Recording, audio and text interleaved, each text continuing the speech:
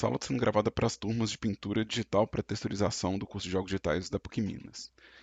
Se você está vendo essa aula por acaso no YouTube, tem uma chance dessa aula não fazer muito sentido para você, né? O intuito dessas aulas é servir como material de revisão para os alunos que estão matriculados no curso e que assistem essas aulas semanalmente, de forma presencial, né?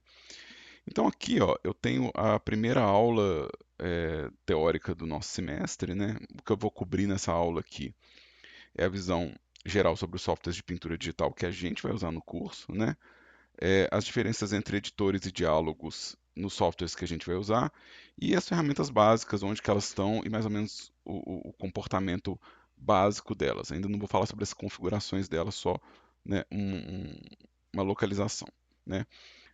Então eu tenho que fazer agora uma observação geral sobre a gravação dessas aulas. Essa aula está atendendo as turmas do segundo período e do oitavo período. Então existe uma diferença de abordagem aqui na sala de aula, né? Então em sala de aula eu posso às vezes trazer coisas mais avançadas para a turma do oitavo período, mas a turma do segundo período ela está iniciando, então ela tem que ver muito conteúdo básico. E como essa aula é gravada para as duas, a tendência é que eu fique mais no conteúdo básico. Então é possível que você já saiba muito do que você vê aqui, né? Então muito do que eu falar talvez já seja um conteúdo muito consolidado para os alunos que são veteranos e tenha a cara de novidade para os alunos que são calouros, né? Então, só relaxa, se você já sabe tudo que eu estou falando, fica tranquilo. Se você não sabe, né, tomara que realmente seja útil o que eu falar aqui. Outra observação que eu quero fazer é que essa aula já foi gravada em outros semestres, né? Então, os alunos que estão matriculados no curso, eles vão acessar essas aulas é, pelo Canvas, né? E eles vão ver as aulas antigas aqui, enfileiradas, né? Eu vou colocar esse vídeo que eu estou gravando aqui, né? Nas ferramentas de pintura digital e vai ter aqui é, é, vídeos anteriores a serem vistos, né? Então isso é uma coisa para observar. Se você está vendo isso no YouTube, né, é bom saber que eu tenho, né, essas ferramentas gravadas, né, tipo numa aula anterior, né? Então você pode ver as aulas antigas também no YouTube. Outra observação também é que a aula anterior eu gravei ela no Krita. Não mudou muita coisa, então se você quiser usar o Krita como ferramenta de pintura, você pode assistir a aula anterior. Então não muda muita coisa. Mas agora eu quero gravar uma aula com o GIMP, principalmente porque é a ferramenta que eu uso há mais tempo, eu estou mais familiarizado com ela. Tem é, mais de 20 anos, talvez, que eu trabalho com o GIMP, né? Tem mais de 20 anos que eu uso o Krita, mas no dia a dia de trabalho é a minha ferramenta de escolha. Então talvez eu tenha um pouco mais de desenvoltura. É o que é um teste que eu quero fazer na gravação das aulas, né? Eu já gravei as aulas de textura com Krita, eu quero gravar com o GIMP para ver se dá uma diferença é, na desenvoltura da pintura. E aí, mais uma observação, né? Quando eu abrir meu GIMP tem uma interface muito diferente visual do GIMP quando você instala. Eu gravei uma aula sobre isso já, né? Então, já está aqui como que eu configuro a minha interface do GIMP, né? Quem estiver vendo isso no YouTube também, né? Tem as minhas configurações de interface. Elas são um pouco diferentes da interface instalada é, do, do, do GIMP nativo, né? Quando você instala ele, ele tem um visual diferente. Então, se você sentir alguma diferença aqui, já tem uma aula para você assistir e reduzir essa distância. Eu acho que não vai ser tão grave, né? Eu vou tentar ser mais didático e repetitivo possível. E você sabe, meus vídeos tendem a ser lentos, né? Eu não faço nada correndo. Então, eu espero que você consiga acompanhar tudo, tá? Então, essas são as observações. Vamos para o Blender, vamos ver o que que é o Blender como ferramenta de pintura para mim aqui nessa disciplina, né? Então, entrando aqui no Blender, eu estou usando a versão 4.2, que é a LTS, eu devo ficar um bom tempo com essa versão nos próximos semestres, né? Eu não consigo acompanhar a velocidade do Blender de atualização, e eu acho que o LTS é um bom jeito da gente aprender e ter uma versão estável, né? Então, a 4.2 é a versão de suporte a longo termo, né, a longo prazo, que é o LTS, Long Term Support, né? E aqui é o Blender por padrão, né? Então, a nossa caixinha clássica aqui do Blender, eu não preciso tirar ela daqui, né?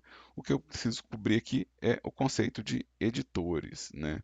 Então, se eu quiser pintar no Blender, eu posso usar o Blender por padrão, né? E vir aqui e só clicar em Texture Paint. Ele vai mudar a interface para mim do editor 3D, né? Então vamos aprofundar um pouco mais nesse conceito. Ele vai mudar a interface para a interface de pintura. O que está acontecendo aqui? Vamos voltar aqui no modo objeto. Quando eu pego o Blender por padrão, né? Quando eu abro o Blender por padrão, ele tem esses ícones no canto de cada área dele, né?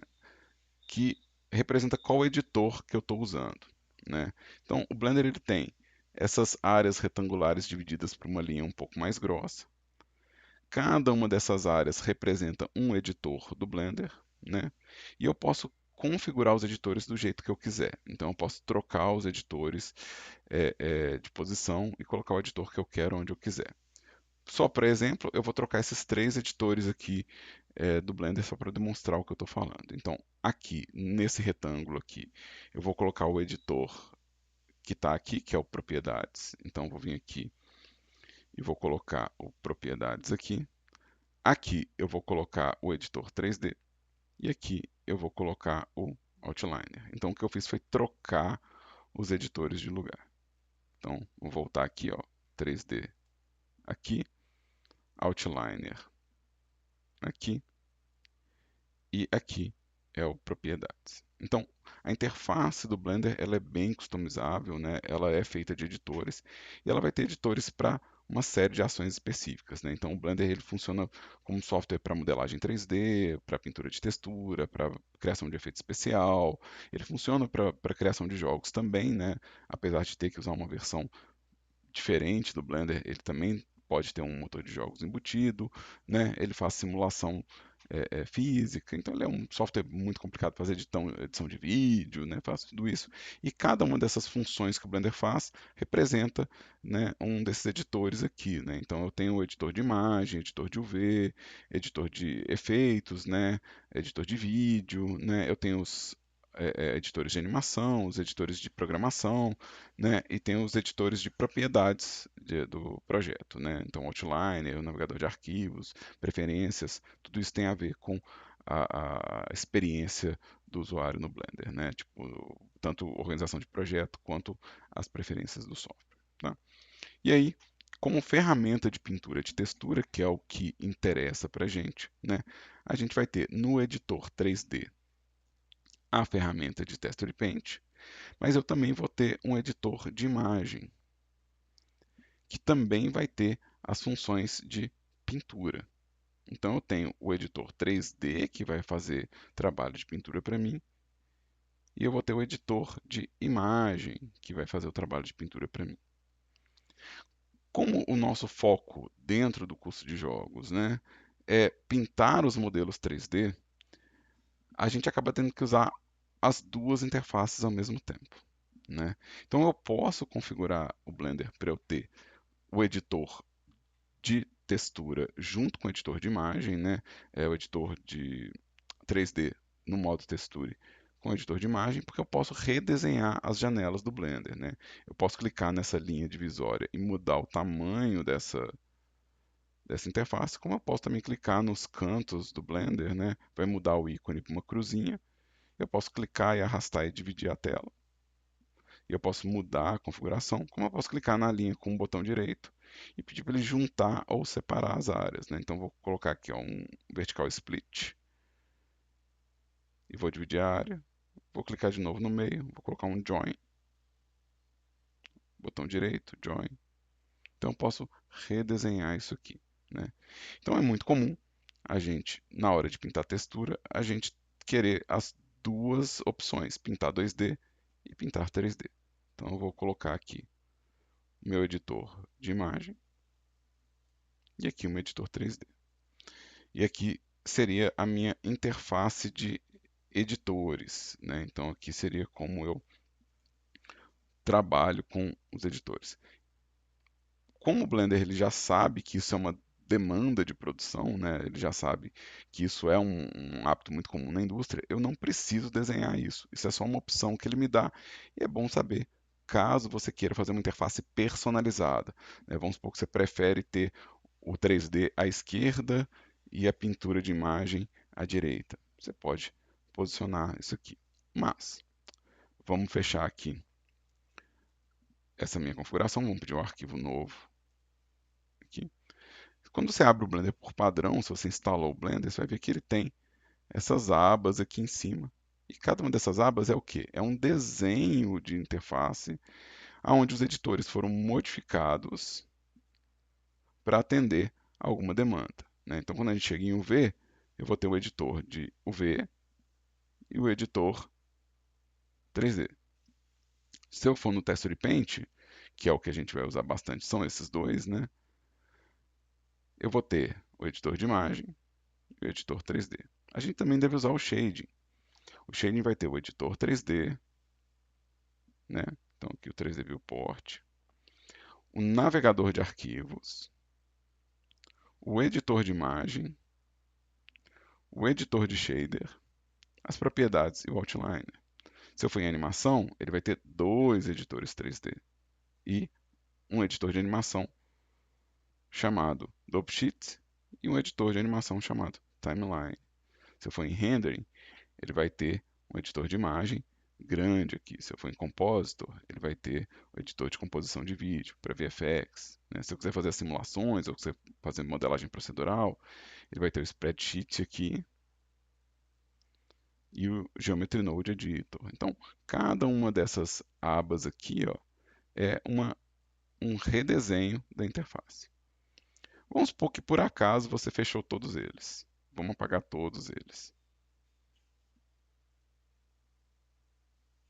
Então, estou clicando com o botão direito e apagando todas as interfaces. Inclusive, eu faço muito isso para poder liberar um pouco a interface do Blender. Se eu vou só modelar, eu talvez só precise do layout, então talvez eu não precise das outras interfaces. Então é muito comum que eu apague tudo isso, né? Então, vamos supor que eu quero pintar uma textura e, por acaso, por algum motivo, eu não estou vendo a minha interface de pintura de textura aqui. Eu posso tanto criar essa interface aqui, desenhar ela para que ela seja minha interface de pintura, clicar com o botão direito aqui, fazer o join, como eu posso clicar em adicionar, geral, e eu posso vir aqui em Texture Paint. E aí eu vou ter interface de pintura de textura.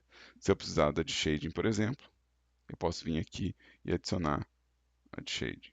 Né? Eu também posso mudar a ordem, né? Ele permite que eu faça a mudança de ordem aqui é, dessas janelas, mas é bom saber, né? O intuito disso aqui é mostrar que você não perde interface gráfica, né? Se você estiver usando o Blender, ela não vai apagar a interface gráfica de fato, você sempre consegue recuperar as interfaces padronizadas aqui, né? Você também consegue renomear elas clicando duas vezes, né?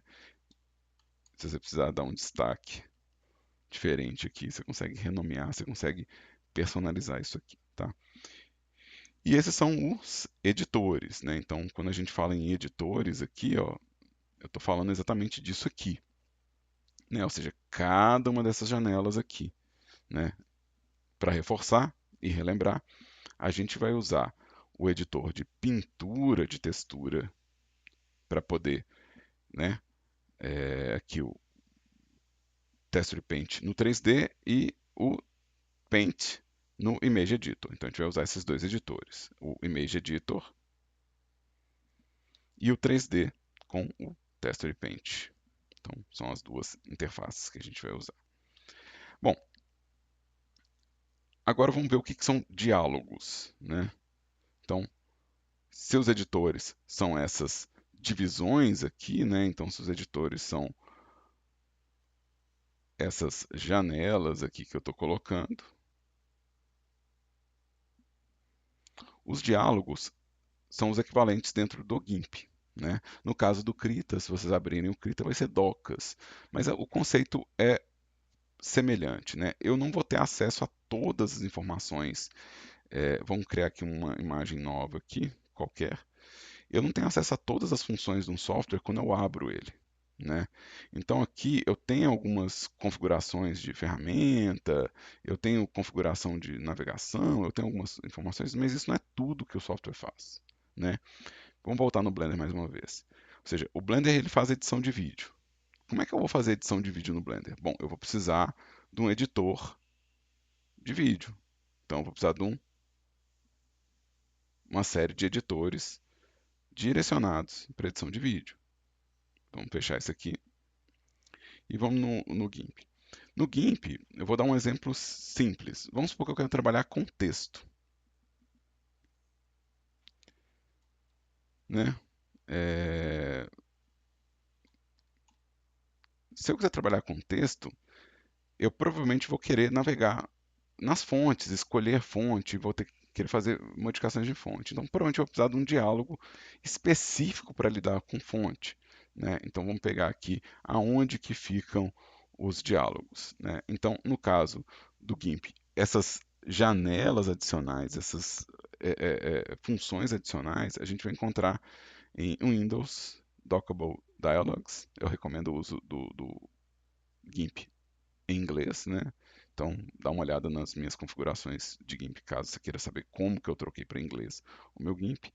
Mas se você estiver usando em português, são áreas acopláveis, né? Então aqui, ó, eu tenho uma janela para fontes. Então eu tenho uma janela aqui para escolher qual fonte que eu quero, né? E poder ver todas, e poder navegar, atualizar a fonte caso eu tenha instalado alguma no sistema, né? Então, esse é um diálogo, né? No caso do GIMP, isso é um diálogo. No caso do Krita, isso vai ser uma doca.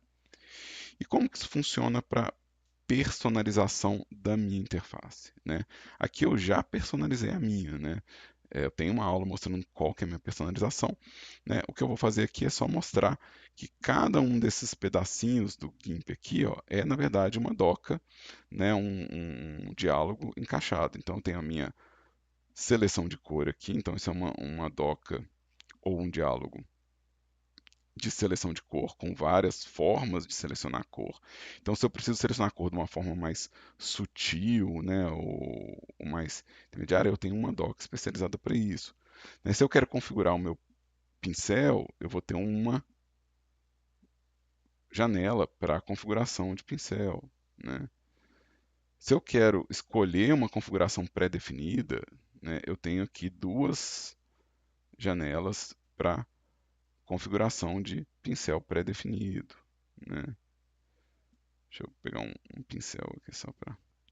Se eu quiser escolher uma paleta de cor, eu tenho uma doca para paleta de cor. Se eu quiser configurar as preferências da minha ferramenta de pintura, eu tenho uma janela, né, um diálogo para isso. Né? Então, cada uma dessas janelas aqui, eu posso colocar elas combinadas do jeito que eu quiser, né? Eu posso embaralhar elas do jeito que eu quiser.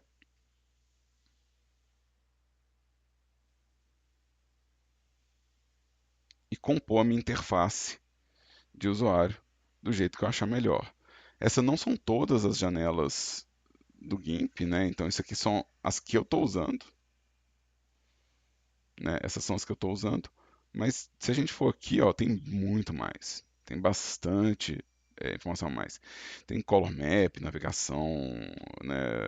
Simetria, tem textura, né?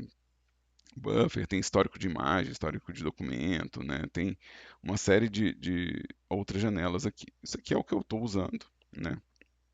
E eu deixei isso aqui salvo, né? A minha interface salva, né? Para toda vez que eu abrir o GIMP, deixa eu descartar aqui as alterações da imagem e fechar o GIMP. E vou abrir de novo.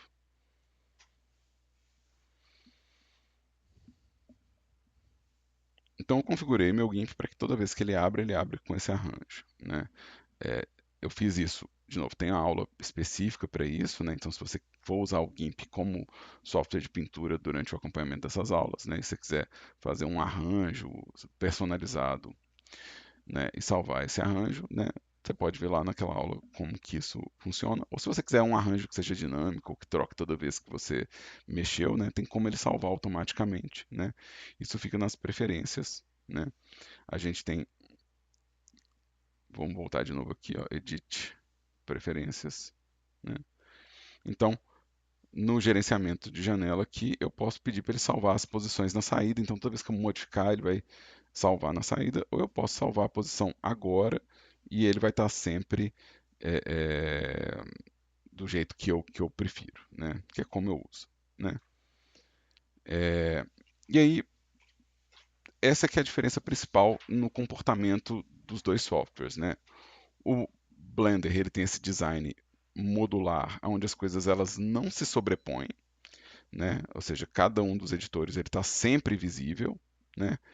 E no caso do GIMP, os diálogos eles se sobrepõem. Então eu posso pôr um diálogo por cima do outro, né? Então isso é um pouco da diferença de comportamento das duas ferramentas, né?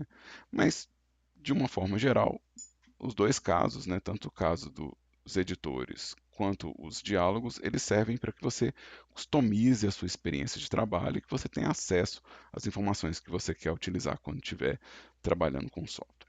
De novo, se você estiver usando algum outro software para trabalhar, ele deve ter as mesmas configurações, né? Dentro do curso de jogos, a gente vai ter instalado nos laboratórios com certeza o GIMP e o Krita, né? E lembrando, se você quer ver essa comparação com Krita, é só assistir a aula anterior, né, a aula do semestre anterior, né, que está no Canvas ou, né, a gente tem ele dentro do YouTube aí também, se você quiser ver como que é a comparação dele com o Krita.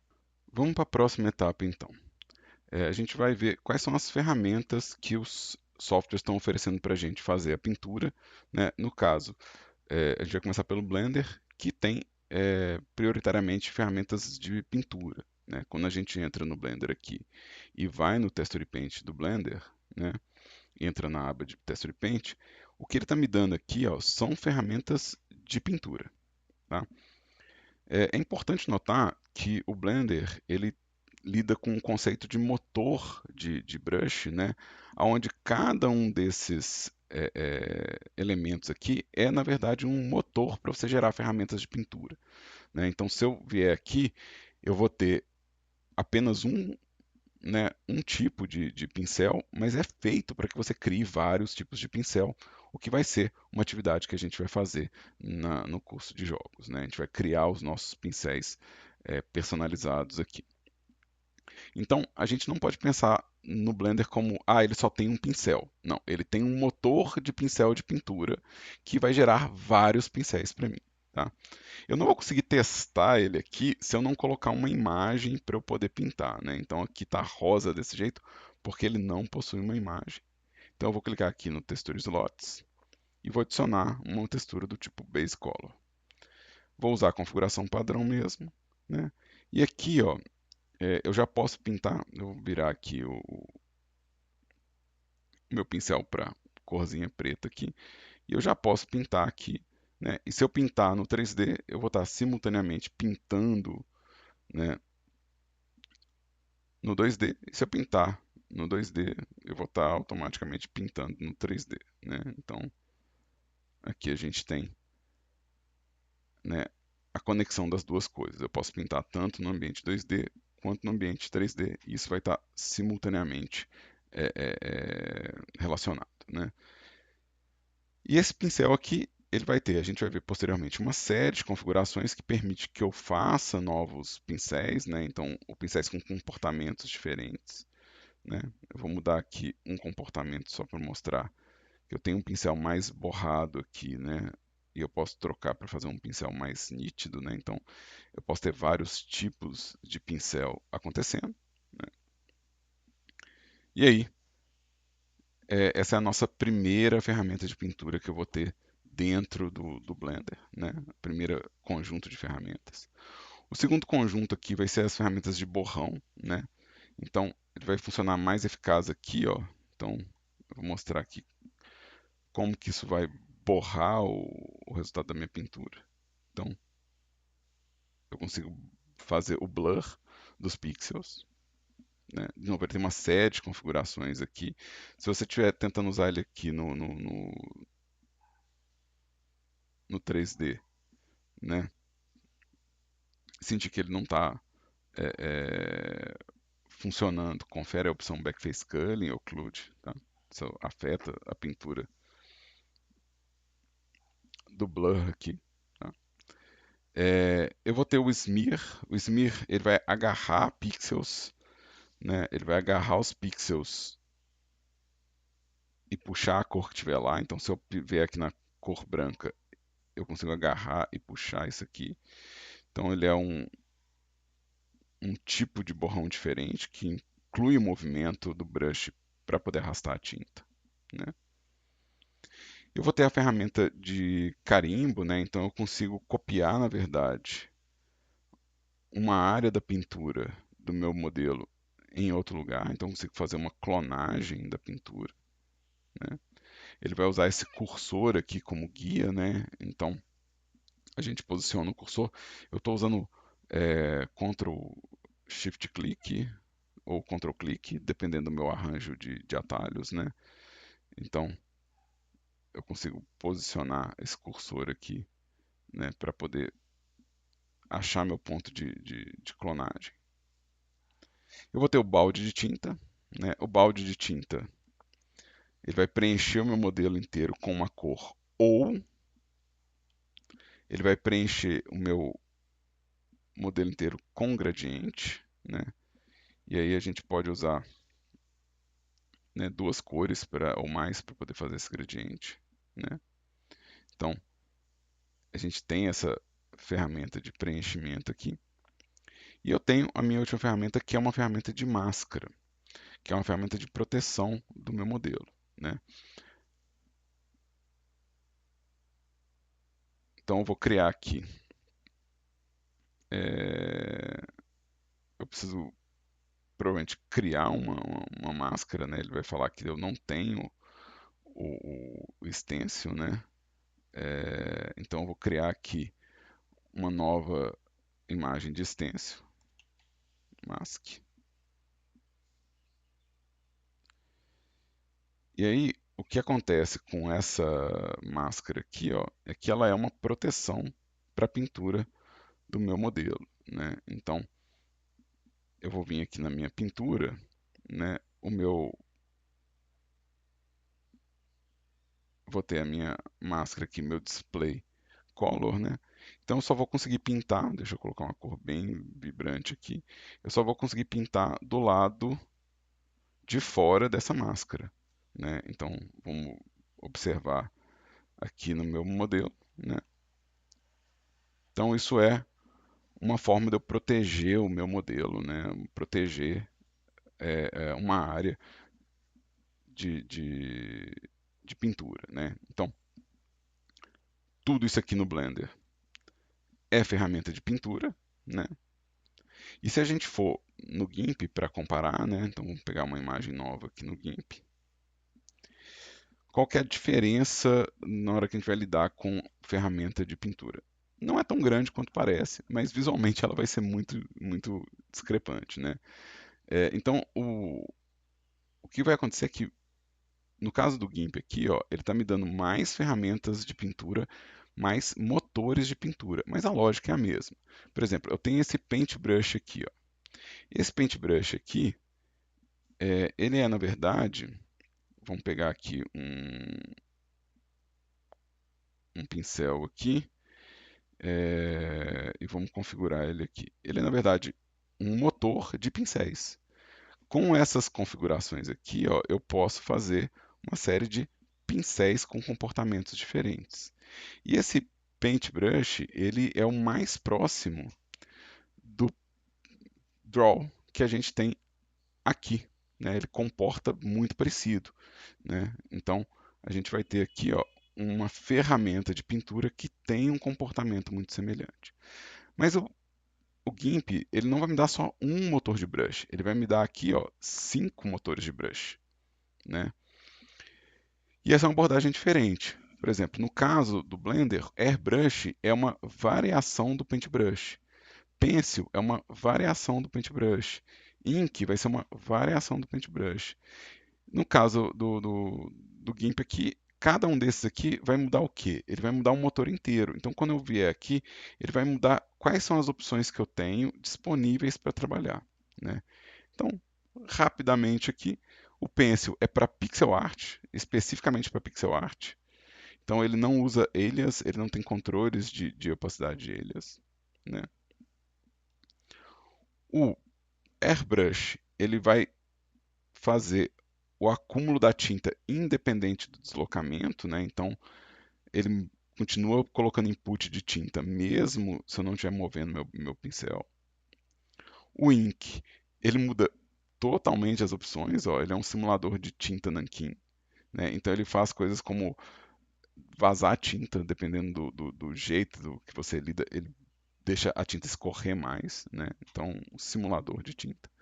E eu tenho o My Paintbrush, que é um outro motor também completamente diferente, que tem presets próprios e configurações próprias, né? Que permite coisas como misturar cor enquanto pinta, né? Então aqui eu vou ter um que eu gosto bastante, que é esse aqui, que ele permite que eu misture cores no canvas enquanto eu pinto, né? Então ele permite que eu pegue, dependendo da pressão, um pouco da cor que está no objeto e misture eles, né? Outra coisa que o Gimp me dá como ferramenta à parte é uma borracha. Então, a gente não vai ter uma borracha separada. Então, aqui a gente começa a ver a diferença de abordagem. No Blender, borracha é uma configuração do pincel. No GIMP, borracha é uma ferramenta de configuração borracha, né? Então, aqui, ó, a gente vai ter, por exemplo, o meu clone, né? Ele vai ter o quê? Uma variação de 3 tipos de clonagem. Ele tem a ferramenta de clone, que é muito semelhante ao clone do Blender, né? Então, muito semelhante a esse aqui. Vamos testar ele aqui só para mostrar. Vou pegar a ferramenta de clone, vou aumentar meu pincel aqui rapidinho o tamanho dele. Vou marcar um ponto de clonagem, né? Usando o Ctrl também, Ctrl clique para marcar um ponto de clonagem, né? Então, ele tem uma ferramenta de carimbo, e nesse caso, o Blender também trata essa ferramenta como uma ferramenta à parte, né? Então, cada software vai ter uma estratégia diferente do que eles consideram o motor de ferramenta, quantos motores de ferramenta ele vai me dar, né, para eu poder criar os meus presets e as minhas configurações personalizadas, né? Aí no caso aqui, as ferramentas de Smooth, que é o Smear do Blender, e Blur, elas estão juntas aqui nessa caixinha, né? E ela também tem a ferramenta de Blur ou de Sharpen, né? Então eu também vou ter uma ferramenta para borrar minha pintura, né? Deixar ela mais borrada, né? E também vou ter uma ferramenta de smooth que é para puxar a tinta, né? E esfregar a tinta na tela, né? Eu também vou ter uma ferramenta para mudar a pintura de tom para tons mais claros ou mais escuros, que é o Dodge Burn, que permite que eu escureça a cor enquanto eu pinto, né? Ou que eu clareie a cor enquanto eu estou pintando, né? Então ele vai ter essa ferramenta a mais, né? Que é uma ferramenta de pintura, mas que serve também para ajuste, né? Aí ele vai ter outras ferramentas aqui, que são ferramentas é, é, de criação visual, que vão divergir muito do que o Blender me oferece, né? Então aqui a gente já vai ter uma outra diferença. Por exemplo, a ferramenta de desenho vetorial no GIMP, no Blender, ela está dentro da ferramenta de pintura também. Então, se eu vier aqui, curva, eu vou ter a ferramenta de desenho vetorial acontecendo dentro da ferramenta de pintura. Então, é uma coisa a se observar. No caso do GIMP, as ferramentas elas estão separadas, elas não estão embutidas dentro de um motor só. No caso do Blender, todas as ferramentas elas estão embutidas para reduzir o número de motores. Então o Blender parece que tem menos ferramentas, mas ele não tem menos ferramentas. Ele só está organizando elas de um jeito diferente até agora, né? Até agora, né? Por exemplo, no caso do Blender, texto vai ser parte da modelagem, né? Aqui, por exemplo, conta-gota, que é uma ferramenta conta-gota, né?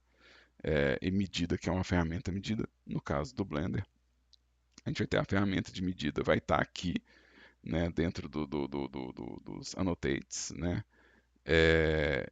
E a minha ferramenta de pegar cor, ela vai estar embutida no seletor de cor, né? Então eu tenho a ferramenta de selecionar cor aqui, ela só fica num lugar diferente, né? Então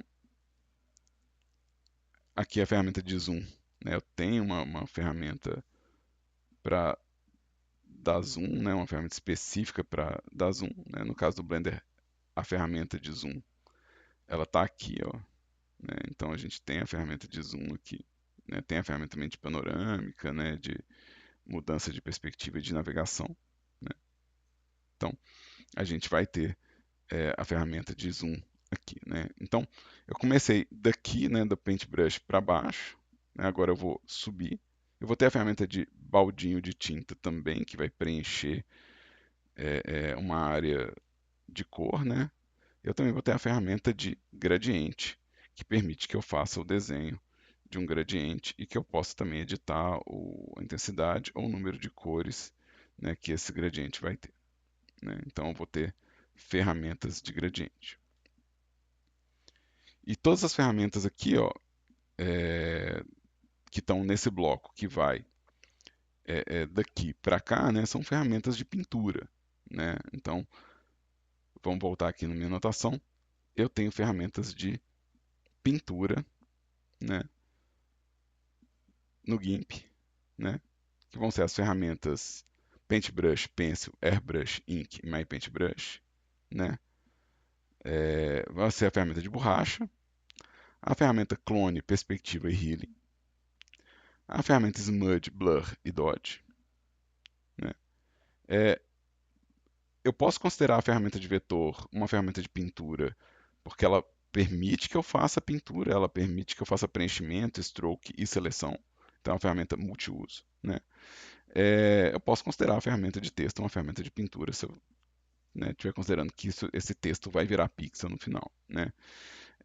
A ferramenta de conta-gota, ela é diretamente relacionada a pegar cores, então ela é uma ferramenta de pintura, né? Aqui já é uma ferramenta de navegação, né? Então tudo isso aqui eu posso considerar como ferramenta de pintura. Do baldinho para baixo, né, eu posso considerar. Lembrando que o baldinho preenche tudo de cor, o gradiente faz uma fileira de cores. Eu tenho algumas ferramentas no GIMP que vão divergir bastante do Blender. Então essa é a hora que a gente começa a entender por que eu estou vendo dois softwares. Por que eu estou vendo duas ferramentas? Por que eu não estou vendo só o Blender ou só o GIMP? Bom, primeiro porque o Blender é 3D e a nossa meta no curso de jogos é fazer modelos 3D para os jogos, né? Então a gente precisa da ferramenta 3D. Outra coisa é que a ferramenta de pintura do Blender não vai ter certas funções de uma forma tão acessível e rápida quanto um software 2D, né? Então, aqui, por exemplo, se eu quiser tratar essa pintura minha, eu não vou ter tantas ferramentas de ajuste, né? O GIMP vai me dar mais ferramentas de ajuste. E aí eu vou começar dando um exemplo aqui, ó, dessas ferramentas de Warp e Cage Transform. Eu vou desenhar qualquer coisa aqui, né? Então eu vou pegar um pincel aqui e vou desenhar uma camada nova aqui, só desenhar qualquer coisa, tá? Não importa. E aí eu vou pegar aqui o meu Cage Transform. Eu vou desenhar aqui uma forma, né? Vou dar Enter para ele criar esse Cage. E aqui, ó, eu tenho uma ferramenta de deformação agora. Então eu posso criar uma deformação desse desenho meu. Então essa é uma ferramenta de ajuste. Ela não é de pintura, ela é de ajuste, né? A mesma coisa o Warp Transform, né? Eu vou aumentar aqui meu pincel, né? Eu posso deformar o meu desenho, mas eu posso fazer o quê? Eu posso também fazer encolher ou crescer uma área, né? Então eu consigo fazer um ajuste das minhas linhas de pintura usando esse warp, né? Outra coisa que eu consigo fazer de forma muito simples no GIMP é transformar os pixels em todas essas variáveis, né? Então, aqui, ó, tanto essas duas ferramentas aqui, quanto essas ferramentas aqui, são ferramentas de ajuste.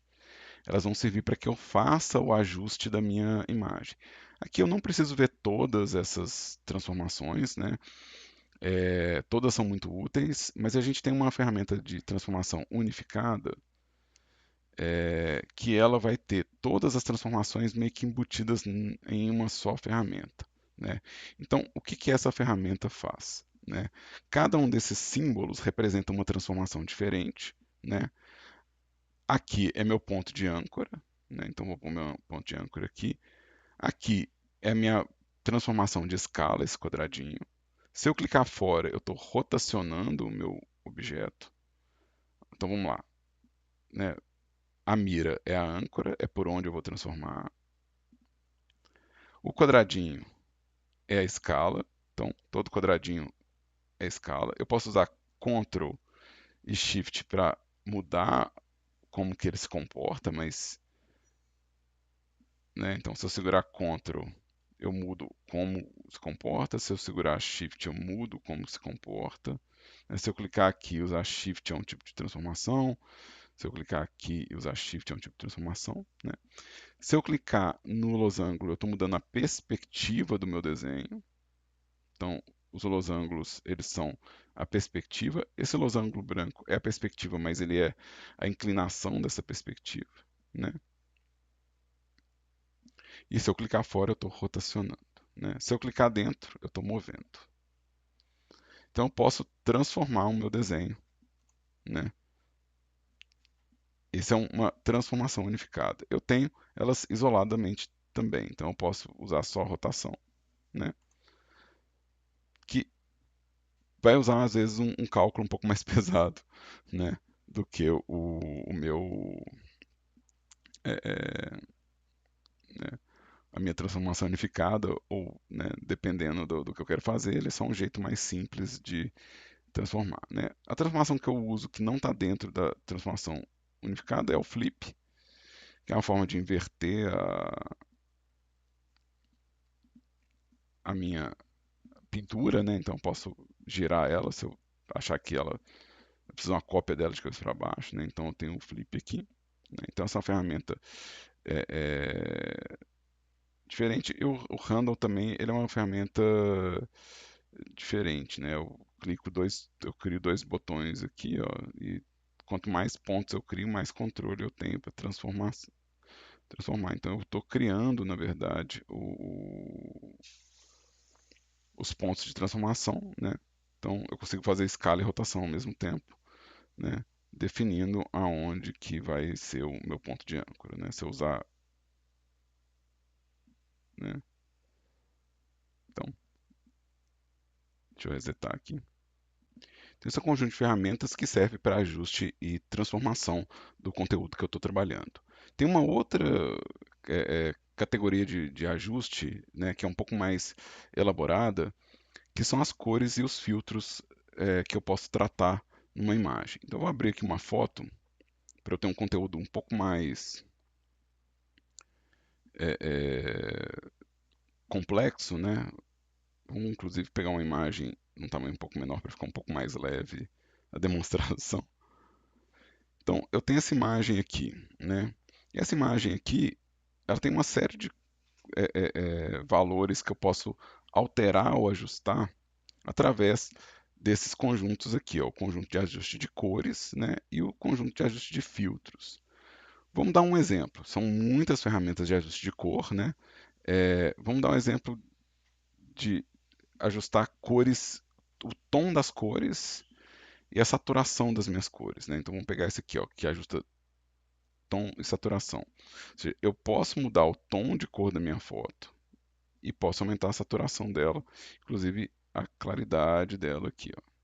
Então agora eu tenho uma imagem que possui cores muito diferentes das originais, né? Com uma saturação muito diferente. Eu perdi um pouco do contraste dela também, então posso vir também nos ajustes, né? E vamos usar agora o níveis para ajustar um pouco o contraste dessa imagem. Então, eu quero puxar aqui os tons mais escuros, né, sem perder os meus tons médios aqui, ó.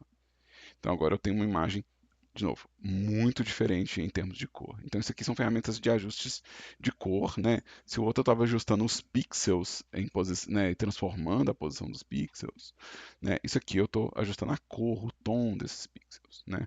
E eu ainda posso ajustar isso aqui, né, passando por transformações mais elaboradas, né? Que é o, os filtros, né?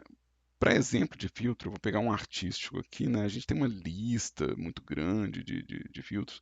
Eu posso mudar o blur, né, da minha imagem, eu posso fazer ajustes, né, de melhoria da minha imagem, eu posso distorcer minha imagem aqui, ou seja, eu também posso transformar os pixels por aqui. Eu posso mudar as relações de luz e sombra, posso colocar noise, né, ruído, posso fazer detecção de traço, né? Tem como fazer, por exemplo, mapa de normal, né, normal map a partir de uma imagem, né?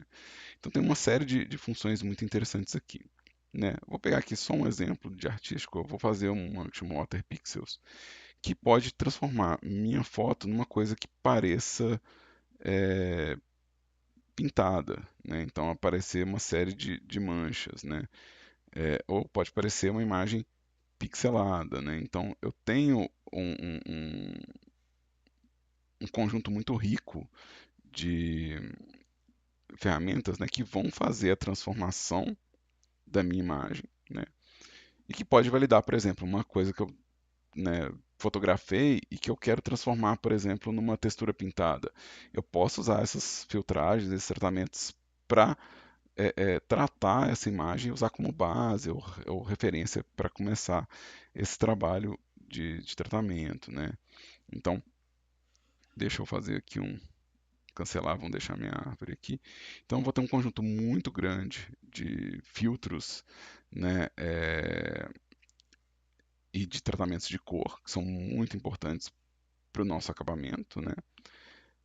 E que é possível fazer isso num software como o Blender, né? Ele tem isso lá, mas isso não está tão amostra, né? Você acaba tendo que fazer uma conjunção de nodes, né? Você acaba tendo que fazer um shader ou algo um pouco mais elaborado para chegar, às vezes, no resultado que um software 2D vai trazer, né? Automatizado aqui, né? Então, essas ferramentas aqui, né? Tanto essas daqui quanto essas ferramentas de cor, né? E filtro, elas também vão entrar nessa categoria de ajuste e transformação. E por final, as ferramentas de seleção, né? Então, essa é uma coisa que vai ajudar a gente demais a lidar com uma imagem, né? Então, eu quero, né, por exemplo, pegar tudo que é branco aqui nessa imagem e eu quero fazer transparência, né? Selecionar tudo que é branco, né, é difícil, não é fácil, né? Mas eu vou ter o quê? Eu vou ter aqui, ó, vindo de baixo para cima, né? Eu vou ter uma ferramenta específica para seleção de cor, né? Então, eu posso vir aqui e pedir para ele selecionar tudo que é da cor que eu escolhi. Eu consigo aumentar, né, a intensidade do que ele identifica como essa cor, né, e ele vai pegar até as cores que estão, né, escondidinhas aqui, né, então ele consegue fazer uma seleção muito rápida aqui. Eu vou fazer aqui o meu ajuste de cor para minha cor ficar transparente, né, então, e vou tirar minha seleção, select, não, né, então eu consigo fazer uma imagem ganhar transparência, né? Porque eu tenho acesso a ferramentas de seleção, né? Então aqui, ó, quais são as minhas ferramentas de seleção? Essa primeira é a seleção por cor. Ela vai considerar o pixel que você clicou, né? Opa, deixa eu selecionar a ferramenta aqui. E ele vai tentar achar cores semelhantes dentro de um limite, né? Então ele vai pegar toda a imagem e procurar na imagem inteira cores semelhantes. E eu tenho a seleção que a gente chama de fuzzy select aqui, que é a seleção de varinha, né? Que ela vai pegar o quê? Os pixels vizinhos. Então ela não vai pegar a imagem inteira, ela vai só circular os pixels que estão próximos. Então ela fala assim, enquanto ela estiver achando pixels de cor semelhante, ele vai crescendo a minha seleção, né? Então essa seleção é bem útil, né? Ela seleciona áreas inteiras aqui pra gente. Em cima dele eu vou ter a seleção de laço, né? Então a seleção de laço ela funciona. No caso do GIMP, ela funciona. Se eu clicar e arrastar, eu estou fazendo uma seleção livre, né? Se eu clicar e soltar, ele vai fazendo poligonal. E eu posso fazer as duas coisas, né? Eu posso fazer um trecho desenhado e um trecho clicado. E aí, se eu quiser mudar alguma coisa no meio do caminho, eu posso vir aqui nessas bolinhas, ó, e ajustar minha seleção, né? E fazer um ajuste da minha seleção antes de fechar isso, né? Então, eu tenho ferramentas de seleção aqui, né? Eu tenho a seleção de tesoura, que vai tentar identificar a forma que eu estou desenhando, então ele vai tentar procurar pixels semelhantes para poder fazer a forma, e eu tenho uma seleção de fundo e frente que serve para fazer a extração de objetos, né? É uma seleção semelhante à seleção de cor, né? Mas ele tem as opções de selecionar o que é frente, selecionar o que é fundo e pedir para ele calcular quais são os pixels que vão ser removidos, né? Eu vou ter a seleção retangular, né? Então, seleção geométrica retangular. E eu vou ter a seleção elíptica, né? A seleção para coisas como círculo, né? Ou elipse. Essas ferramentas de seleção, elas são apoiadas pelas opções de ferramenta aqui, né? Elas são também apoiadas pelo menu de seleção, né? Seleção é uma coisa importante, então ele tem um menu só para ele, só para a gente lidar com seleção, né? Eu tenho inclusive a seleção pintada, né? Eu posso fazer a seleção através de pintura também, né? Então é possível fazer máscara usando pintura também, tá?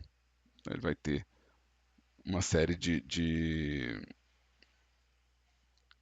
é, é, acréscimos aqui, né, no meu menu, né, de funções que vão me ajudar a lidar com a seleção, tá? A princípio, né, o que é importante saber da seleção é que não é uma ferramenta que eu não tenho ela dentro do Blender, né? Eu não tenho a ferramenta de seleção lá, né? E nem vou ter a flexibilidade que ela tem. Vamos dar um exemplo aqui, ó. Vou vir aqui com a minha ferramenta de laço, vou selecionar um galho aqui dessa árvore. Eu posso agora, com essa seleção, né, eu posso, por exemplo, transformar só o que está nessa seleção aqui. Então, posso vir aqui e mudar, por exemplo, o tamanho, né, e a rotação desse galho. Então, eu consigo fazer uma transformação específica disso aqui, né? Eu também estou protegendo isso aqui do mesmo jeito que a máscara, né? Então, se eu pintar aqui, ó, eu vou estar pintando só o que está dentro da seleção, né? Então, deixa eu desfazer aqui. Eu também consigo inverter a seleção. Vamos colocar a inversão aqui. E, por exemplo, pintar só o que está fora da seleção, né? Serve inclusive para eu apagar, né, o que está fora, né? Deixar só o conteúdo que eu quero aqui, ó. Então, eu posso, por exemplo, daquela foto querer pegar só um pedaço e a seleção ela vai ser uma forma de eu fazer isso, né? Então, é uma ferramenta muito útil para a gente, né? Além disso, é bom saber, né? Além de você saber que a seleção ela vai servir tanto para eu isolar um elemento, né? Para pintura, quanto para transformação, né? Ela também vai definir o que eu estou copiando, o que eu estou colando, né? Então, se eu der Ctrl C, Ctrl V, por exemplo, né? Eu criei uma cópia desse galho, né? Então, vamos supor que eu quero aumentar aqui, colocar um galho para cá, né? Então, eu consigo usar isso para gerar mais informação, né? Então, isso é um aspecto interessante da seleção, né?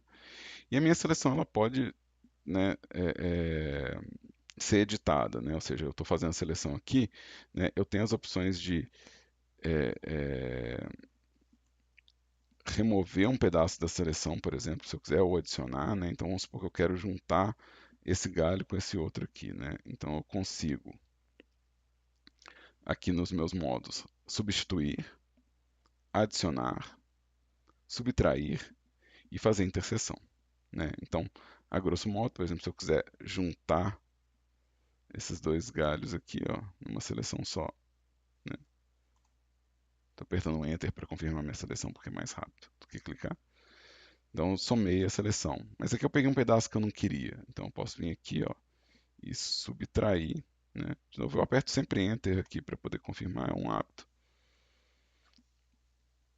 Então, eu subtraí aqui e tem também a interseção, né? A interseção seria o meio do caminho entre duas seleções, né? Então, qual que é o ponto comum entre essas duas áreas aqui, ó, né? Então, enquanto eu não confirmar minha seleção ou enquanto eu não trocar de ferramenta, ela fica aqui editável, né? Na hora que eu trocar de ferramenta, ele vai confirmar, ou na hora que eu der Enter, né? Ele vai confirmar a minha seleção, né? Eu posso também cancelar usando o ESC, né? Escape, né? Então, eu consigo, né, tipo, controlar o que que eu estou selecionando, né? Então, vamos tirar a seleção aqui, ó, seleção. Eu quero desfazer nome. E esse é um conjunto de ferramentas importantes para a gente aqui no nosso trabalho, tá? Então, o que que isso quer dizer como conteúdo de aula, né? É, mesmo que você não vá usar o GIMP, né? Mesmo que você não vá utilizar ele, que você vá utilizar outro software na sua vida, ou que você vá é, trabalhar apenas com Blender, né? É interessante você abrir um software de edição de imagem, é interessante você investigar essas ferramentas, ver elas funcionando, né? Então, uma sugestão de atividade para essa aula, né? Você abrir o software, clicar nas coisas, ler os conteúdos, né? Então, clica no lacinho, né? Aqui, ó, ele não está deixando porque eu tô com a opção aqui, ó, de interseção, e eu não posso fazer interseção sem seleção, né? Então ele está me dando inclusive aqui, ó, não pode fazer interseção com uma coisa vazia. Então, tomar conhecimento dessas ferramentas, né? Vê-las funcionando, né? Então aqui, ó, tipo, ver como que a ferramenta funciona, como que ela se comporta, né? Uma coisa interessante é, por exemplo, aqui ele está me dando inclusive dica, né? Aqui embaixo, né? Ele fala se eu posso substituir. Eu posso testar Ctrl, Alt, né? Se eu apertar Alt, eu estou movendo a seleção. Se eu apertar Ctrl, eu estou subtraindo. Se eu apertar Shift, eu estou somando, né? Então ele está me dando essa dica aqui embaixo, né? Então é legal ver isso no software, né? Ver como que ele comunica com você, né? É, e testar, né? Testar mesmo. Pega a ferramenta, pega um pincel, muda, né, o tipo de pincel, né? Vai para outro, desenha, vai para outro, né? Desenha, vai para outro aqui, desenha, né? Vai para borracha, apaga, né? Vai para o carimbo, né? O carimbo ele vai perguntar, ele vai falar para você que você tem que clicar usando o Ctrl para criar uma fonte nova, né? Então ele vai me dar uma sugestão aqui de tratamento, né? Se eu pegar o Smooth aqui, se eu quiser fazer sensação de velocidade, né? A árvore está caindo, tadinha. É, então, experimentar mesmo, né? Tipo, o conceito de experimentar, né? Eventualmente, né, à medida que as aulas forem passando, eu vou entrando em mais informações desse conteúdo, né? Mas o intuito aqui é só reduzir realmente a estranheza da ferramenta que você está, né, trabalhando no curso, né? E as ferramentas que você vai encontrar por aí pelo mercado, né? Então vale a pena ler as coisas, né? Ler, entrar nos menus, né? Então essa aqui é a atividade proposta, você realmente explorar o software, né? Ter curiosidade em clicar nas coisas, né? Lembrando, se você não salvar, você não perde nada, né? Tipo, se você quiser conservar um conteúdo, você pode salvar, mas se você não quiser, você pode só descartar, né? Falar assim, ah, não, não gostei, né? Se eu descartar aqui, minha imagem está inteira, sabe? Eu não perdi nada, né, da minha imagem original, né? Eu posso salvar a versão também, então é bom ser curioso, né? É bom explorar e experimentar, né, as ferramentas, tá? E aí, é isso por enquanto, né? Espero que tenha sido útil para quem assistiu, nem que seja para aquela sonequinha da tarde, né?